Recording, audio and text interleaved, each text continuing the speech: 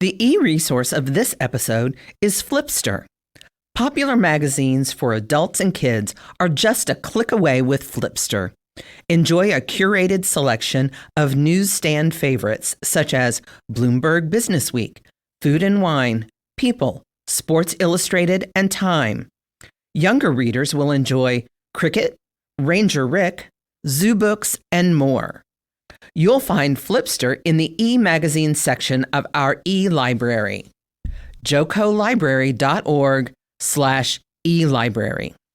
I came here just as a job and immediately fell in love with it. I love the culture. I love the people. Everybody just, I love the expectation that, everybody is trying to make things better. And I really enjoy that. Joco Library Uncovered. Knock, knock. Oh my gosh, who's there? Banana. Banana who? Knock, knock. Who's there? Banana. Banana who? Knock, knock. Who's there? Orange. Orange who? Orange, you glad I didn't say banana again? And you thought this would be a good attention-grabbing introduction. So, Dave, do you know why I started with that? I do. Because you're hilarious. That's true. Thank you. Today's episode is apples, oranges, and bananas. Right, where we dive into nutrition today. Yeah. No, as much fun as that would be, we're actually looking at apples, oranges, and bananas, not in terms of the fruit, right, but as a metaphor for our library staff. Yeah, when you say it, it makes it sound like it's, way better than me feeling like I name the episode sometimes in silly ways that make sense to me, but maybe nobody else.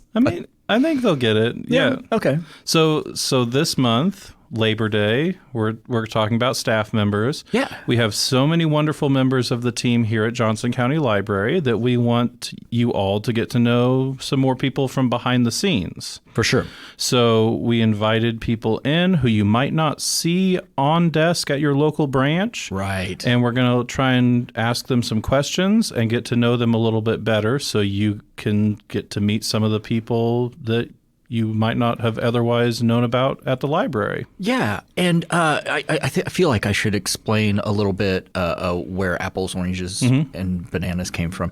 The old, it's a saying, apples and oranges, right?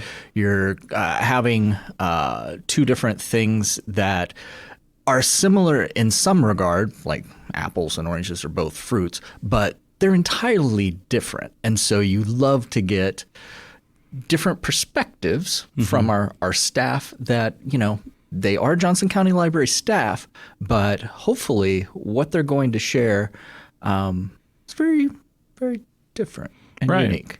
Yep. So in order to compare all of these different people, we're going to ask them the same questions and listen to their different responses to those same questions that each of them get. But first, here's the news. Library news.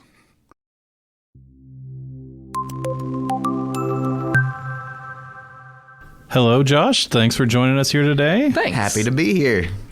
Well, let's start out with this first question. Can you tell us your position and describe who you serve and how you reach a number of different parts of the library system? My official title is the warehouse coordinator, and I serve just about everybody in the library as far as I do circulation and pushing out all office supplies, materials, big books, puppets, events materials. So I kind of have a hand with everybody and everything. I do a lot of purchasing for the materials as well. So I have a hand in finance. I help receive things. So I help with materials handling. So I'm kind of all over the place. You help with the podcast. You help store our podcasting equipment. So. Yeah, but I make coffee every morning. So that's the most important part of the day. Right. Okay. And why do you choose to work for the library? I came here just as a job and immediately fell in love with it. I love the culture. I love the people. Everybody just, I love the expectation that, everybody is trying to make things better. And I really enjoy that. So I've got zero complaints, and I'm very happy to be here. All right. Okay. And what makes libraries important? I think the access to information. I think it's a really cool thing, and the ability that we give patrons to figure out what they want to research and come to their own conclusions. I think that's extremely important in today's day and age, and I love that I get to be a part of that and help facilitate that. Very cool. Okay, well, you're mostly, since you're back in the warehouse, you probably don't get a chance to talk to the patrons and recommend things very often. So we're going to give you a chance here to play librarian and suggest something for us. Something for us to read, watch, listen to, or even a topic for research that you think we should look into just for fun. So I have a few answers for you. Okay. For the book, I would recommend, I just reread, it's called I'll Never Get Out of This World Alive by the musician Steve Earle. And it's an amazing, crazy book about the doctor, or air quotes, doctor that was with Hank Williams when he passed. And it's kind of after the fact and the trials and tribulations of what he's going through. It's a really interesting book. It's a lot of fun. A very, very crazy read. And then for music, I am in the rabbit hole of 70s jazz. It's a very fun fusion of funk and jazz and everything. So I would recommend a deep dive into Grant Green, anything that he's done in the 70s. He's a guitarist, very interesting, a lot of fun, and hearing how he frames his guitar licks. He's a fan of Charlie Parker, Kansas City. And so he kind of would listen to Charlie Parker playing the saxophone and taught himself guitar off of Charlie Parker's styling and everything. So it's a fun dive into. Cool. Very cool. Well, thank you. Yeah, thank you. Did you have any other suggestions? I've got days of them. All right, well, I'm going to go off script here for a second. So I know you're a Tom Waits fan. Oh, so yes. I just heard recently that Tom Waits and oh my gosh, who's the guitar player for the Rolling Stones? Keith Richards. Keith Richards. They want to do a collaboration. How do you feel about that? I love it. So, again, deep diving into the discography, Tom Waits' album, Bad As Me, Keith Richards did quite a few guitar licks and parts in that album. No kidding. And, it's wonderful. Song to check out. I think it's Moving to Chicago or Going to Chicago. It's like the first track off of Bad As Me. Right. Wonderful. Keith Richards guitar playing. You can hear it. You can tell just the bluesy licks and stuff. And you can't ever go wrong with Tom Waits. This moment is the perfect illustration about our staff, right? Because I love talking to librarians because they're so smart and they know so much about our collection and have so many great suggestions. But all the staff at the library, if they're the warehouse manager or driving our courier trucks, you start asking what they're interested in, and their intimate knowledge of what they're into is fascinating. It's always great stuff. And I feel like we all make each other better. I totally agree. I love the deep dives with people and figuring out and then just stem from there and continue to grow. And we're back. This time we have Patti. Hi, Patti. Hi. Glad to be here today. Thanks for having me. It's good to have you. So tell us your position and describe who you serve and how you reach a number of different parts of our library system. Certainly. My position at the library is the executive assistant to the county librarian. And that means that I serve the county librarian, but I also serve the administrative team and I serve the library board. And the fabulous part about that is that I feel really fortunate to be able to serve the whole library system. So from the top down, I feel like I get to touch every part of the library and really, hopefully, I get to help our whole community. So Patti, why do you work here? Great question. The reason that I work at the Johnson County Library is because it's a thoughtful, mission-driven organization that's future-focused. I love our mission. It's access to ideas and experiences that support and enrich people's lives. And that's really important to me to be a part of. Yeah. And I get to work with people that are strategic and future thinking, and that fuels me throughout my day. And so I love getting up and getting to work every day. Excellent. All right, so now you get to do some role playing. We would like you to play librarian and suggest something for us to read or watch or listen, or a topic that we should just research for the fun of it. This is why I leave this to the librarians. This is a really hard thing to do, and they are really great at it. No judgment. So, but I have been giving a suggestion a lot lately. I do have young ones, and we have been reading The Color Monster by Elena Lanis. And it is a great kids book for any age.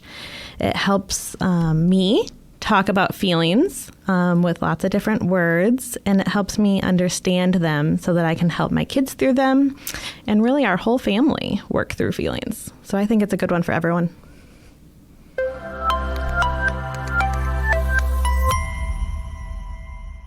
Hey, welcome, Bryan. How are you? Great. Good to see you. So we have some questions for you. So tell us what your position is and describe who you serve and how you reach a number of different parts of the library system. I'm a courier. I think I touch every part of the library system. Yeah. All the way down to podcasting. Well, now. At the very bottom. So for people that don't know what a courier is, what is a courier? I'm the one who takes around all the material. Yeah. Well, not just me, but one of four. Four, okay. Mm-hmm. And like people put books on hold and all kinds of stuff. Yeah. Yeah. And you get a good workout. Plus material, and you get a good workout, yeah. You load up the trucks, you drive it to the next library. Exactly. Yeah. All right. Do you enjoy that? Yeah. Okay. Yeah. Yeah. Well, I think that leads to the second question. Why? Why do you work here? I actually like to drive. Yeah? I actually like driving. Even though You don't get road rage? I don't get road rage. Library road rage, no? I don't get road rage when I'm at work, at least. Yeah? Because I'm paid by the hour. Yeah. There's no reason to get frustrated. Yeah, okay. So why, what makes libraries important? Or do you think libraries are important? Why do I think libraries are important? I've always gone to a library since I was a little kid. I've always enjoyed coming to the library.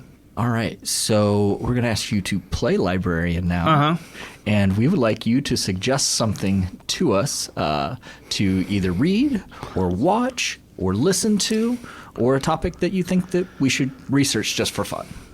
I usually use the list that I usually pick out books from my aunt. Okay.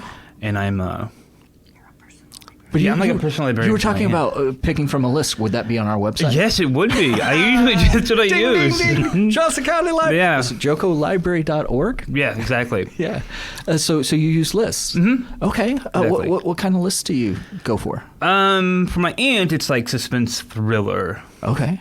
And yes, those lists are great. Are you an audiobook guy at all? No, not really. Are you a music I'd rather fan? read.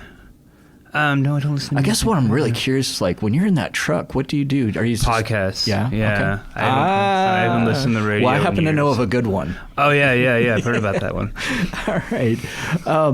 Very good. Is there anything that you've read recently or watched? Watch. Are you a movie guy? Sometimes. Yeah. I like to rewatch things. Yeah. Yeah. So I'm rewatching some Coen brother movies. Oh, love the Coen brothers, Yeah. for sure. Mm-hmm. What is there a particular favorite one? A Serious. I think it's called A Serious Man. Yeah. That was really yeah. good. That was excellent. I've seen that a few times. Yeah. And I enjoyed recently that one. rewatched Fargo. Yeah. And- Recently, we had a true crime episode where we talked about the television show Fargo. I watched the first 2.5. Oh, okay. I never made it to the third one. Oh, you should get to season 4. It's all about Kansas City. Yeah, this one with Chris Rock, right? Yeah. I didn't see that one. Yeah. Yeah, I should watch it. You know, I don't rewatch movies except for the Coen brothers. And most recently I went back and rewatched No Country for Old Men. Oh, I love that movie. I've seen that movie so many times. Yeah. It's ridiculous. Yeah, right? And I just recently came across a list that was talking about the Coen brothers. See how we've gone on this tangent? But Dave likes movies. Yeah, so the list was talking about the best Coen brothers movies, and they put Blood Simple at the top, which I think is interesting because that was their first. Blood Simple? Yeah. Never heard of that. Look at that. Yeah. I've heard it's the best. Yeah, that's what I heard. Well, again, I think it's just fascinating that no matter what the position is at the library, you can tap into what people are interested in. You learn all kinds of new things and learn about them. So it's great. Exactly. Thanks for coming. Oh, yeah, you're welcome. Appreciate it.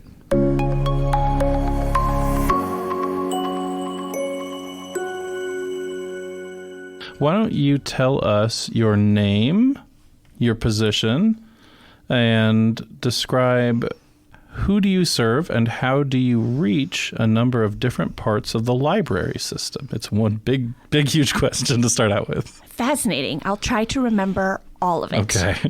All right. I am Julie Timmons. I am a training professional. Let's see. My title is training specialist. Okay.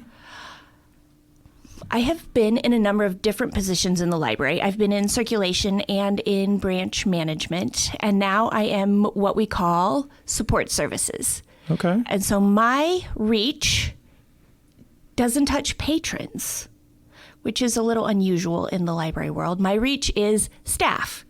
And so when I meet strangers and they ask me what I do, I often shorten it to say I get to teach library staff how to serve patrons better. Okay. I get to teach library staff how to library. Yeah. And how do I reach everyone? Email. Email. I send a lot of emails. So part of my ability to reach everyone is that I am like a required department. So there are some trainings that all employees have to go through. And that brings my audience to me. Okay. And then one of the ways that I reach out to my audience, I don't know that I do very well. I send a lot of emails. I make things and then like put them out into the ether and hope for the best. Sure. I write a lot of articles for our internal website and like hope people read them. Yeah. They're good articles.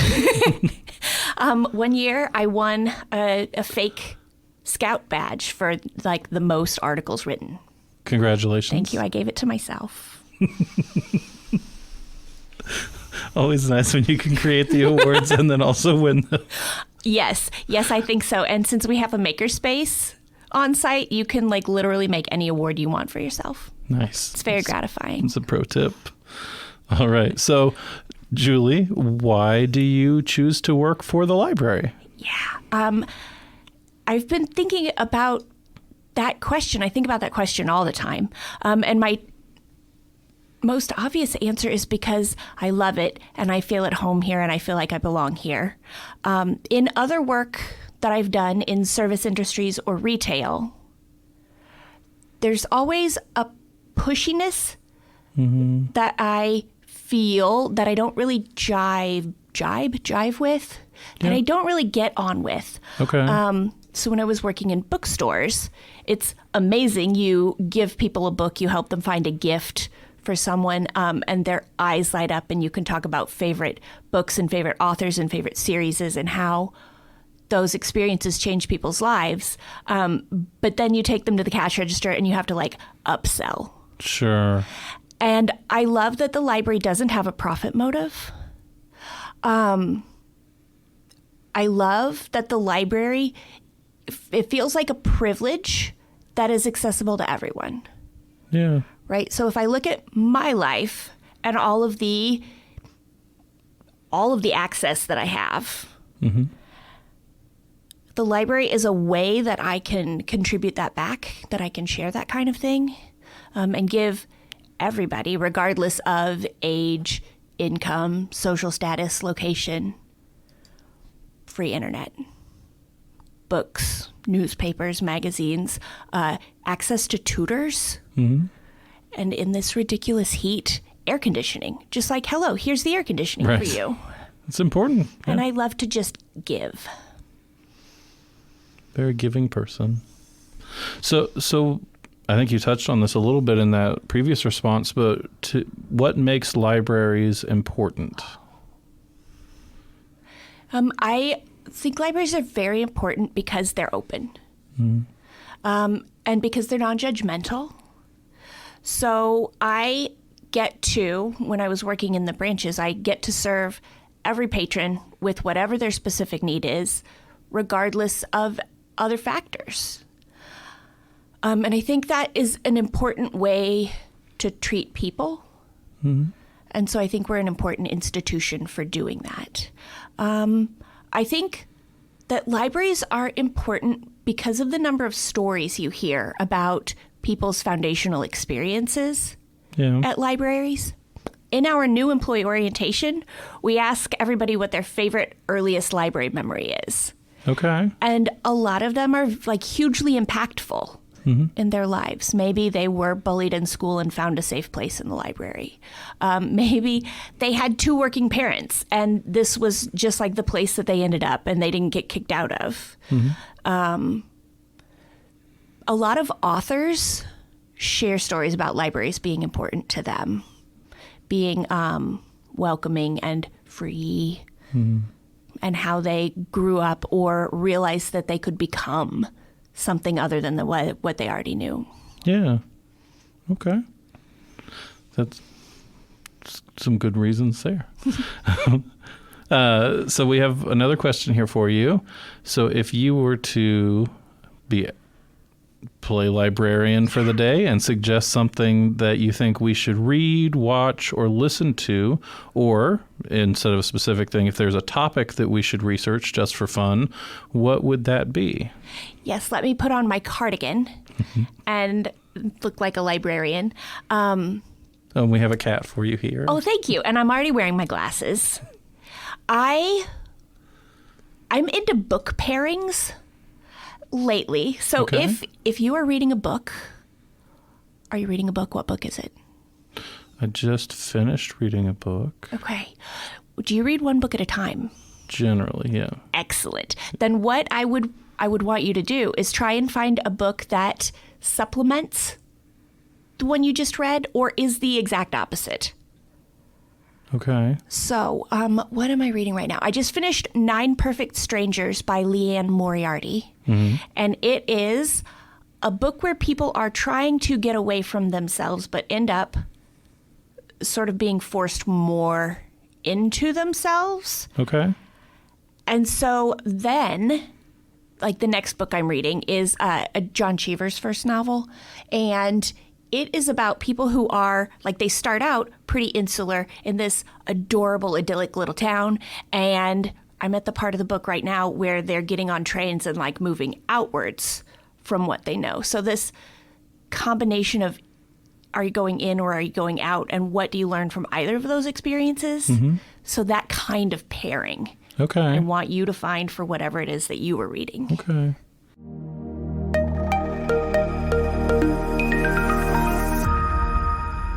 So, our first question for you, tell us your position and describe who do you serve and how do you reach a number of different parts of the library? My name is Bryan Ortel. I am a MakerSpace Facilitator here at the library. Who I help every day, it varies. It's anybody from a kid that comes in after school that's interested in 3D printers, has seen one at school but hasn't had a chance to use it, teaching them how to create their own 3D model or find one online and print it, to retired couples that are wanting to commemorate a friend's birthday, or we see people during wedding season a lot, customized gifts. So it runs the gamut. A lot of young families as well, with parents wanting to get their children exposed to new technologies. So it runs the gamut. Everyone's welcome in the makerspace. Nice. Okay. And I know from working with you that you've been here for a while. Why do you choose to work for Johnson County Library? I don't know which answer I should go with. So graduating from art school, there weren't a lot of, jobs for a person with a BFA in printmaking. So not a high demand. It's not high demand. Yeah. So I've always loved libraries and have been around a lot of great libraries. The library at the Art Institute was remodeled when I was in school there, and it kind of opened my eyes to what a library can be, a modern library. And there was a position open at the library for a person that could use creativity. So I made a lot of the signages. I started as an information specialist, so I got to make a lot of signs, and so I got to flex my creativity, but also be able to be in a public library setting and help people. And I discovered I enjoyed helping people. So very cool. Okay. Our third question here: what makes libraries important? Libraries are for everyone. You can come into the library and just be yourself and choose your own adventure. You can come in and just relax in a cool building with magazines, hang out. There's no pressure to buy anything or do anything. But then if you want to explore a makerspace or a genealogy area and discover your family history, all those options are open to you. A library card unlocks a lot of doors, a lot of resources that I'm always surprised they don't know about. So I'm always telling people libraries are great. So Okay. And then we've got one more question here. If you were to go back to your information specialist days and play librarian here for us for just a moment, suggest something for us to read, watch, listen to, or even just a topic that we should research for fun. I do like a good restoration video on YouTube, just as a background. Okay. I enjoy seeing old hand tools be restored. That's a niche audience. I don't think everyone's going to be interested in that, but I enjoy that. Trying to think of good books. Just the skill that goes into it. And there's just something satisfying about seeing an old tool that was rescued from a junkyard or somewhere, lovingly cleaned and restored. There's something satisfying about that. Yeah. Don't go anywhere. There's more Joco Library Uncovered to come. So I wanted to wrap up today with a quote from... rapping. Yes. Wrap up today with a quote from baseball player Babe Ruth. So he said, "The way a team plays as a whole determines its success. You may have the greatest bunch of individual stars in the world, but if they don't play together, the club won't be worth a dime." And I thought that was a good message to end on today, because we do have some pretty big stars here at the library. You heard from some of them today. Yeah. But our real strength, I think, is the commitment to the library mission and values that we see reflected across everybody here at the library. Oh, for sure. Yeah. So everybody we talk to has a different reason why they do the work that they do, but everybody at the library is motivated to serve the public and help make Johnson County Library the system that it is. Agreed. Yeah, that sounds great. Well, next time we will be back with another collection deep dive, and this time it will be into post-apocalyptic stories. Oh. So whether you're already a fan of zombie plagues or just wanting to check out a story of global catastrophe, Greg and his team will be back with recommendations for you. That sounds great.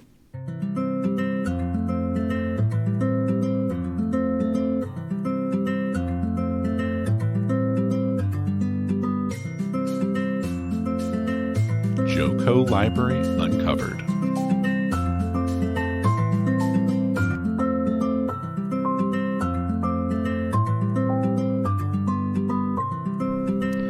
If you enjoyed today's topics, you might be interested in these recommendations from our collection. First, a Charles's Choice. Hey, that's you. That's me. And I'm recommending today Creativity Inc. by Ed Catmull. And that is a book that you can find in our collection about the history of Pixar animation. Oh, that's awesome. About how managers and employees work together to create something greater than anybody would be able to do on their own, and how teams can come together to do something original and creative. So I thought that was a good fit for today's episode. For sure. Next up, we have a Dave's Double Feature. Yes, and as you know, I am a big film lover. I feel like I have to share parts of my past once in a while. When I was in high school, I was a projectionist at a movie theater. Okay. I did that in college. I worked at the Tivoli Theater, as an adult while I was teaching. And also, while I was teaching, I used to teach communication courses and a variety of different communication courses. But one of them was group communication.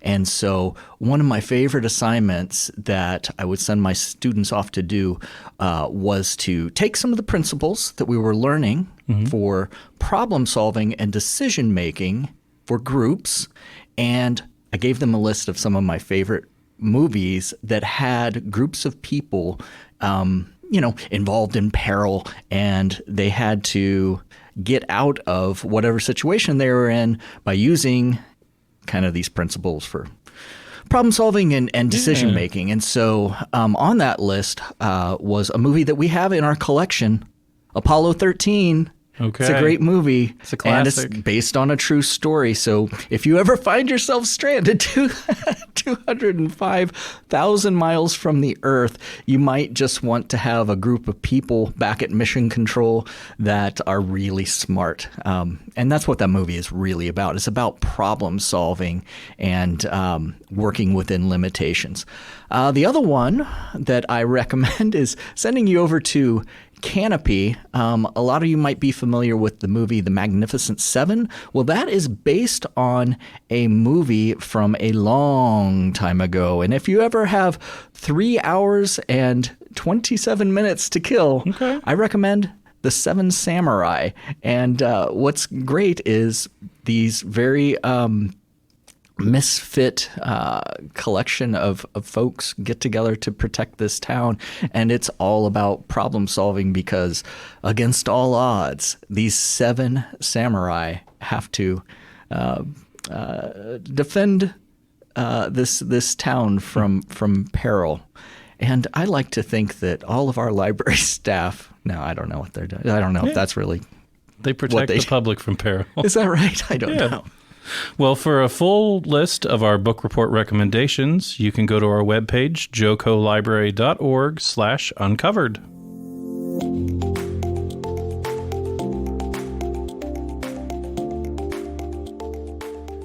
Joco Library Uncovered is a production of Johnson County Library and is recorded at the Central Resource Library in Overland Park, Kansas. We would love to read your thoughtful emails at uncovered@jocolibrary.org. Join our online conversation at facebook.com/Joco Library. Look for us on Twitter at Joco Library.